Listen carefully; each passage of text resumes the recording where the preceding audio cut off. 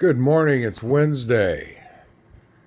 Well, I'm a little sad that I allowed myself to be exposed, possibly, to COVID-19. I let my son come over, and he has had a very tumultuous 6 months. Um, he's in big trouble with his life. Anyway, he's been broing around, going to parties, telling me, oh, yeah, I wore my mask, and everybody was wearing masks, and they were safe distancing, and blah, blah, blah. And then he had a blackout. So I don't know if he safe distanced during his blackout or if he was safe when he was in community bridges being observed for his mental situation. So really, I'm a little upset with myself that I allowed him in. That was really stupid. And now I'm having some symptoms. So tomorrow, I'm gonna see how I am tomorrow. And if the symptoms increase, I'm gonna get a hold of my doctor and I'm gonna get tested because I just can't gamble with this. Okay. So there's a lot of problems going on in the country. You can see the screen right there. Uh, a lot of people dying, death rates increasing. People say, well, not as many people are dying. Well, okay, since a reopening, there's about a 6 to 8 week lag between cases and deaths. So, once again, I have to point out skepticism about numbers, meaning that if you look at the numbers today and they don't reflect what experts are saying, that they're not necessarily wrong. The experts are not necessarily wrong.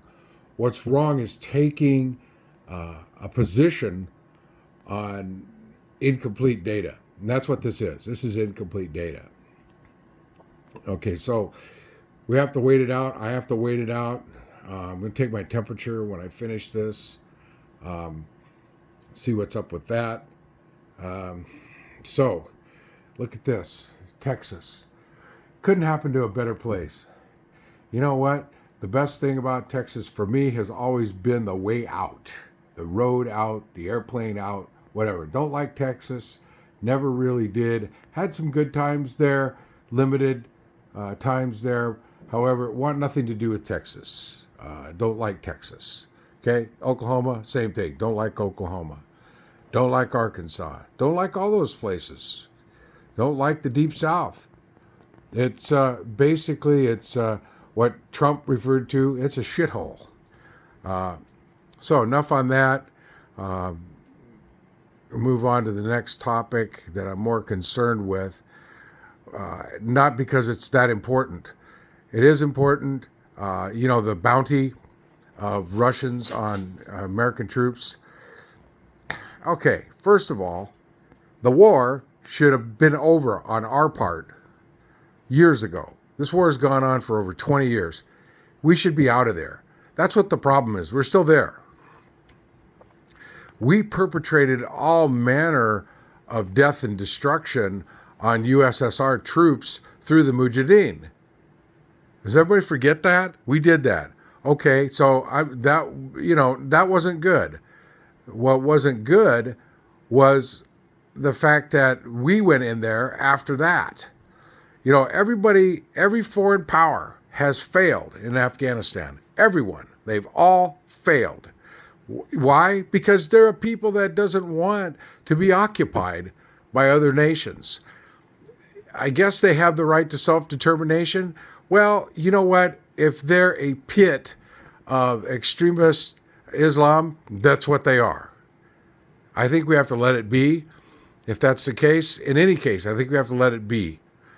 So far, our efforts to create a democratic society there, and there's people that will disagree with me, people on the ground who are there who will disagree. I don't care about that. Great, you have a right to disagree and your opinion. However, we need to get the fuck out of there. That's what the problem is. That's one, first and foremost. Now, very minor to that is the fact that we have also perpetrated the murder of troops in Afghanistan, i.e., the USSR. I don't call it Russia because at the time it was a Soviet Union. It was not Russia today. Yes, I know Putin was KGB man back in USSR. He's kind of continued the authoritarianism that was prevalent in the Soviet Union. It's not a communist country anymore. It's not. It's an authoritarian regime.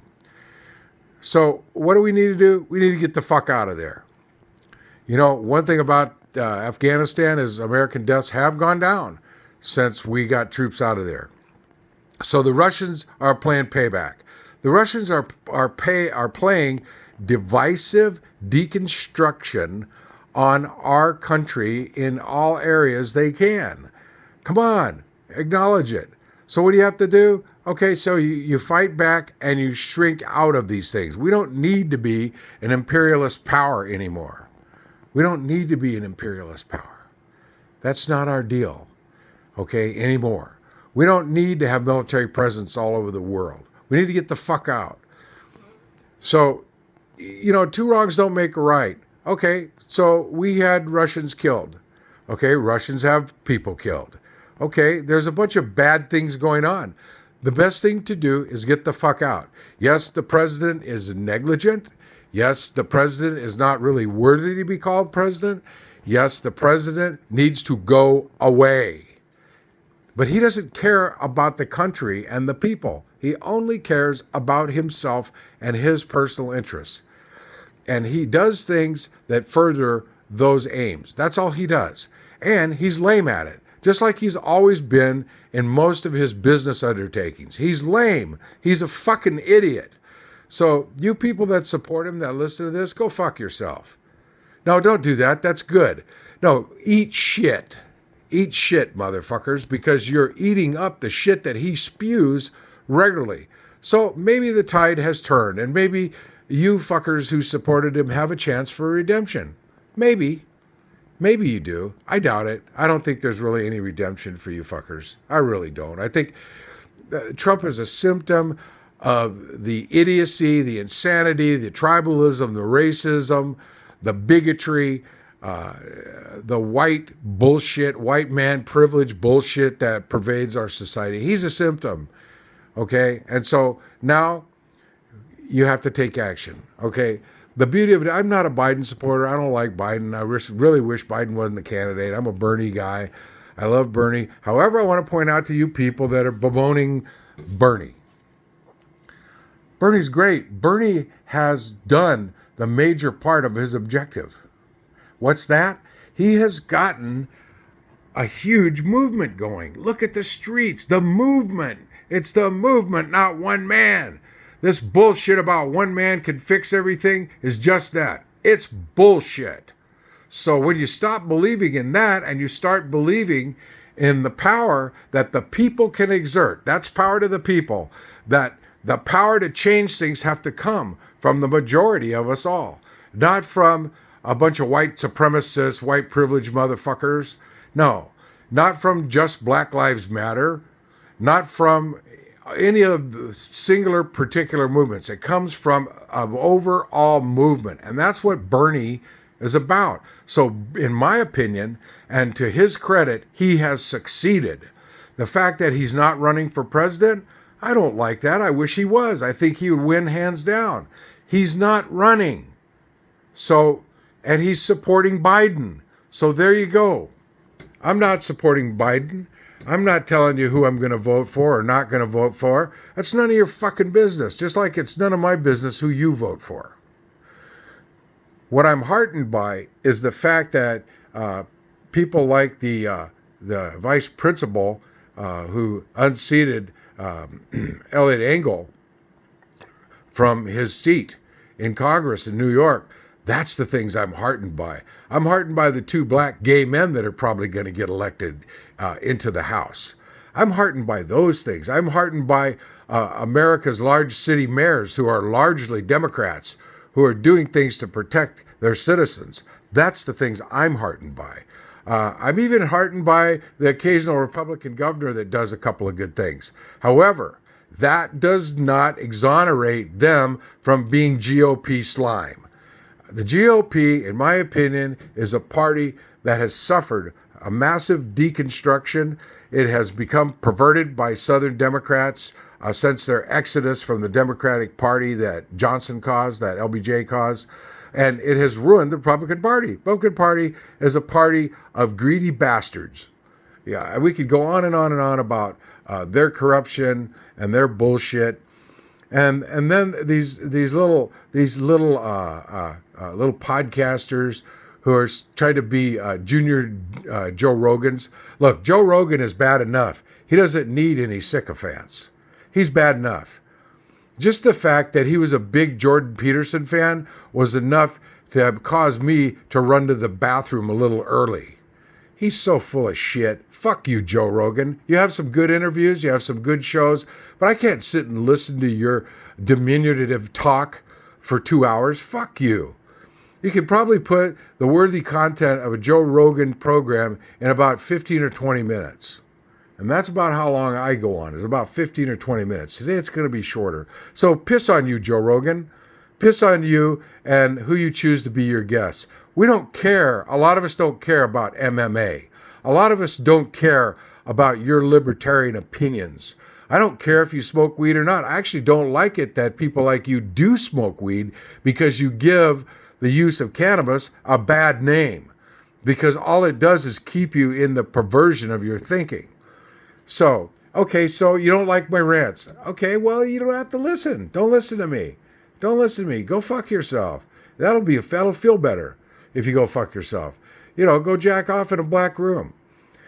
So, lately what I've been doing on Facebook is unfollowing people who post what to me are unsavory things. I found myself taking all this crap personally when it's just the person on the other end. The person on the other end. I have no control. I have no power over that person. I'm not probably going to be able to change their thinking unless we have a mutual interest that I can interject some rapport into. And I really don't have time in my life to do that. So piss on these people who, you know, post things that are just downright stupid. You know, I tell you what, there's a fight against stupidity. We don't need more stupidity. We need a little bit more common sense is what we need. And I don't see a lot of that being exercised. And once again, thanks, bros, for getting out there, getting people sick, getting sick yourselves, and ignoring the facts and trying to push that liberty argument on us. Yeah, your liberty causes the loss of freedom of others. So go fuck yourself. Yeah, no, don't go fuck yourself. Eat shit. Fucking idiots. Anyway, you know, unfortunately, the bros are just going to be spreaders. A lot of them are not going to die. However, they may suffer some irreparable physical damage via their pulmonary system and cardiopulmonary systems. So, and then, you know, here's another thing. I have a relative who likes to post bullshit. You know, one person working at a hospital and their observations. One person working at one hospital is not a potent observation or sample size. It's just an observation. So I don't give it a lot of credence and credibility. I look at overall numbers. And right now, the overall numbers on the virus are not in. We are seeing a huge uptick. It's going to be worse. I tend to not want to go with Fauci on this one, but I'm thinking that he might be right, that we may be up to 100,000 cases a day, new cases a day. We're at over 40,000 right now. Deaths are rising. So motherfuckers, you know, if you want to, stay safe. And you people that know people who are not staying safe, follow my lead. I didn't stay away from my son. I should have told him, come back after you're tested. I didn't do it. That was wrong. So if I come down with a virus, that basically is my responsibility. Although if I survive, he won't be in my life at all anymore. I'm sorry to say that, but I'm not going to forgive him for that because once again, he minimizes and underplays, and that's his responsibility in it. And my responsibility was allowing him to come around without getting tested. So I rest my case. It's time for me to get to work. I hope that my fears are unfounded and that I can continue on staying safe, and that you will too, those of you who are of like mind. Those of you who are not of like mind, go piss up a rope.